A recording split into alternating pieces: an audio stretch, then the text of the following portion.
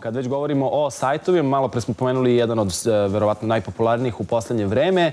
Govorimo i o jednoj od najstarijih novinara i umetnika u Srbiji, ali i najvremešnijoj članici popularne društvene mreže Facebook, 79-godišnja Milica Stojković iz Beograda. Ona je inače slikarka i violiniskinja, penzionerka državne televizije. U poznim godinama postala je i web novinar, naučila da barata kamerom, a uskoro će objaviti i knjigu Bila sam svedok, muzička produkcija 1976. i 1992. Hoćeš i tango ili hoćeš ole? Tango. Tango. Ajde, evo ga, tango.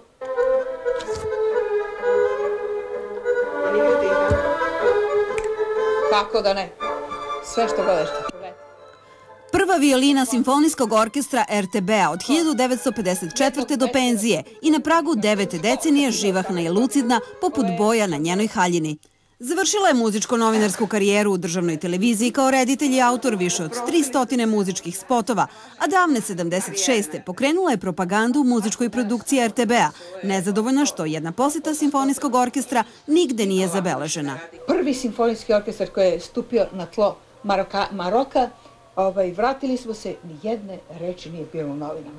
Ja sam otišla tada kod direktora, rekla hoću da pokrenem propagandu. Ja sam radila i propagandu i prva violina bila, spala sam 4 sata dnevno.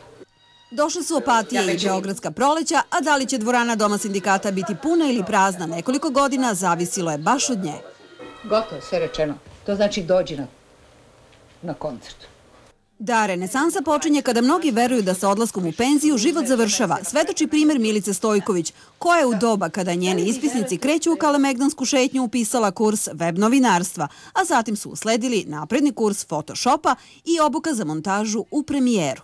Onda kad je izišao prva škola web novinara, ja sam se upisala tamo i završila je kao najstariji web novinara. Naravno da nije bilo baš sve glatko, da su me gledali sa podozrenjem, kao outsidera, međutim, ja imam danas 25-26 sajtova. Osim nove tehnologije i kompjuterskih programa, Milica je, da bi predstavila svoju digitalnu umetnost na svetskoj mreži, morala da savlada i osnove engleskog jezika.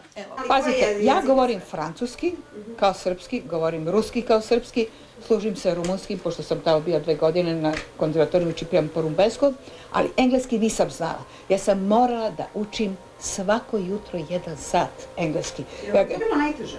Ja, molim? Je vam to bilo najteže u obuci? Da kažem, ja ne učim engleski da bi govorila, nego da bi mogla na kompjuteru. Ali sada je to lako, sad je to perce zato što imate translator. A Milica Stojković ne bi bila to što jeste da nema profil i preko 500 prijatelja na Facebooku. Ne voli da četuje, jer je to, kaže, gubljenje vremena. Ovaj način društvenog umrežavanja, osim za promociju njenog slikarsko-muzičkog dela, može da posluži i za spasavanje jedne mace sa usijanog limenog krova.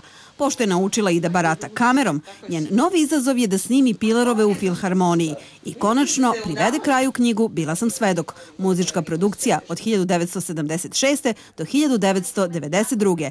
Novu 2011. svojim prijateljima na Fejsu čestitala je jednom Dixieland čestitkom. Imam brzi internet, znate, ovo je vrlo brzi internet.